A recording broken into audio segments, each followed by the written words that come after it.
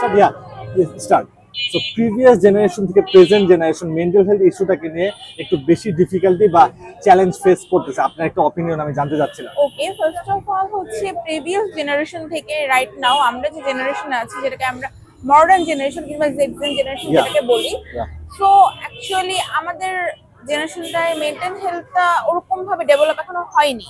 ওকে, cause আসলে আমাদের যে ওপিনিয়ন কিংবা আমাদের চিন্তা ভাবনা সবকিছু মডার্ন হলেও মডার্নতার সাথে সাথে কিন্তু উগ্রতাও বেশি। যে উগ্র মনোভাব কিংবা মন মানসিকতা সেটা আমাদের মধ্যে বেশি, কিন্তু আগের যুগে এই জিনিসটা কিন্তু ওরকম ভাবে ছিল না। আগের যুগের মানুষ খুব সিম্পলি লিড করতো, লাইফ লিড করতো, খুব সিম্পলি চলাফেরা করতো। কিন্তু আমরা আমাদের রাইট নাও জেনারেশন থেকে ফার্স্ট জেনারেশনে আমরা যেটা দেখতে পাবো, আই থিঙ্ক আমার যেটা মনে হয়, যেটা আমার গেস ওয়ার্ড, যে হচ্ছে তারা খুব সিম্পল ভাবে লাইফ লিড করতো, বাট তারা কিন্তু সুখী ছিল।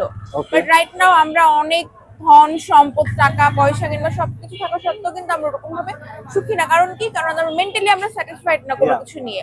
আমরা হচ্ছে কোনো একটা ব্যাপার নিয়ে খুব ইজিলি কোনো কিছু মুভমেন্ট করতে পারি না, সবকিছুর মধ্যে আমাদের ইস্যু থাকে। আর আমার কাছে যেটা মনে হয় যে রাইট নাও এই জেনারেশনে মেন্টাল হেলথের অবস্থাটা খুবই বাজে। পারিপার্শ্বিক অবস্থা বিবেচনা করে যেটা হচ্ছে মনে হচ্ছে যে আসলে মানে এক কথায় বলতে গেলে কেউ কোনো দিক দিয়ে ভালো নেই, সুখী নেই। সো এটাই হচ্ছে আমার কাছে মনে হয়, এটাই আমার ওপিনিয়ন। Please continue. না, please continue, anything you can say. আচ্ছা, আর আরেকটা যেটা হচ্ছে মূল বিষয় যে মানে নিজেকে ভালো রাখতে গেলে কিংবা নিজের সবকিছু ভালোভাবে করতে গেলে আগে নিজেকে খুশি রাখতে হবে, সেটা যে কোনো ওয়েতেই হোক, যে কোনো উপায়েই হোক না কেন। যে আমি আগে নিজে ভালো থাকবো তো আমি আমার আশেপাশের মানুষজনকে ভালো রাখতে পারবো।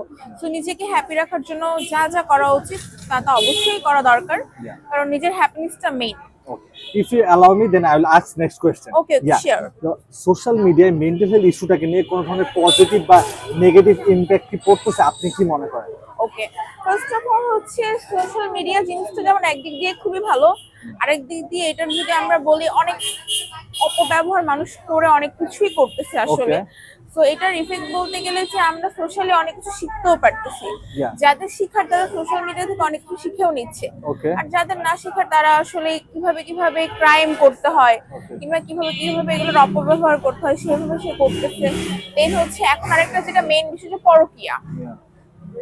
যে হচ্ছে আমি খুব ভালোভাবে আমার ম্যারিড লাইফটা লিড করতেছি, কিন্তু হুট করেই আমার অন্য আরেকজনের সাথে একটা রিলেশনশিপ আমি ইনভলভ হয়ে গেলাম, জড়িয়ে গেলাম, এরপরে কিন্তু আমার রিলেশনশিপটা ওইভাবে ওয়ার্ক করতেছে না।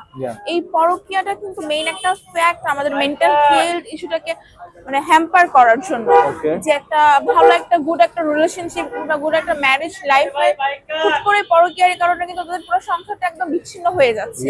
আর এই কারণেই কিন্তু হচ্ছে দেখা গেছে যে হাজবেন্ড ওয়াইফ দুজনেরই মেন্টাল হেলথের মধ্যে একটা মানে অনেক বড় একটা ডিফারেন্স হয়ে যাচ্ছে। এমনও আছে যে তারা হচ্ছে রিলেশন করে বিয়ে করেছে, তারা 4-5 বছর ভালোভাবে সংসারও করেছে, বাট একটা পর্যায়ে পরকীয়ার কারণে তারা দুজনকে সহ্যই করতে পারছে না, কেউ কাউকে ভালো লাগে না। সো এটা তো অবভিয়াসলি আমার যেটা মনে হয় যে মেন্টালি একটা হ্যাম্পার তো হচ্ছে দুজনেরই। Okay, so basically you mean that social মিডিয়ায় বোথ পজিটিভ এন্ড নেগেটিভ দুইটা ইমপ্যাক্টই পড়ছে। হ্যাঁ, ইমপ্যাক্টই পড়ছে, যে যেটা যেভাবে গ্রহণ করতেছে। আচ্ছা আচ্ছা, যে আমি কোনটা নিব, ভালো দিকটা আমি নিব নাকি খারাপ দিকটা আমি নিব, সেটা টোটালি ডিপেন্ড করে আমার উপর যে আমি কোনটা গ্রহণ করব।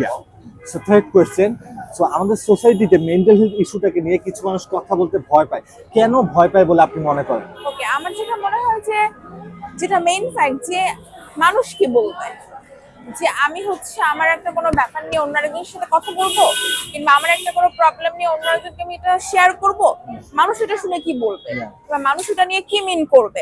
তো এই জিনিসটা আমরা সব থেকে বেশি ভয় পাই, যে মানুষের কথা, মানুষের কটূক্তি।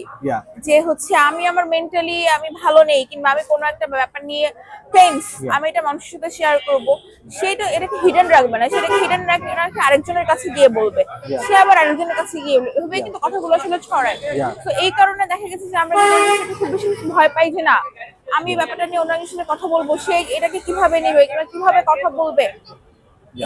লাস্ট ফাইনাল ওয়াল question, so mental health issue বা প্রবলেম নিয়ে কেউ যদি আপনার কাছে এসে হেল্প চায়, তো এট ফার্স্ট তাকে আপনি কোথায় যেতে সাজেস্ট করবেন? ওকে, ফার্স্ট অফ অল আমার কাছে যদি কেউ হেল্পের জন্য আসে, আমি উইলিংলি তাকে হেল্প করব, আমার পক্ষে যতটুকু যেভাবে সম্ভব আমি তাকে হেল্প করার চেষ্টা করব। কিন্তু আমি তাকে হচ্ছে যে একটা সলিউশন দেবো, সেটা হচ্ছে যে আগে আমাকে নিজেকে ভালো রাখতে হবে, কিংবা Okay. আমার চেতে হবে যে আমি ভালো থাকবো, Yeah. সেটা যে কোনো পরিস্থিতি হোক না কেন। Yeah.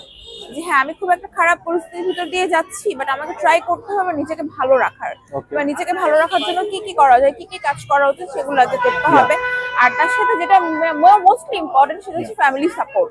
ওকে। যে আমার যে ফ্যামিলি থাকবে, আমার যে হাজবেন্ড থাকবে, Yeah. তারা আমাকে ওইভাবে একটা পজিটিভ সাপোর্ট দেবে যে না ঠিক আছে তুমি দাঁড়াও, আমরা তোমার পাশে আছি। Yeah. কিন্তু এখন দেখা যায় ছেলে মেয়ে উভয়ের ক্ষেত্রেই ফ্যামিলি কিন্তু এভাবে সাপোর্ট করেও না, কারণ কি লোক লজ্জার ভয়ে, Okay. কিংবা হচ্ছে মান সম্মানের ভয়ে। Yeah. তো আমার কাছে কেউ হেল্প চেতে আসলে আমি তাকে যেভাবে আমার পক্ষে সম্ভব আমি অবশ্যই তাকে যতটুকু হেল্প করার, মেন্টালি ফিজিক্যালি আমি হেল্প অবশ্যই করবো। Okay. Thank you very much for your time. Done. Okay,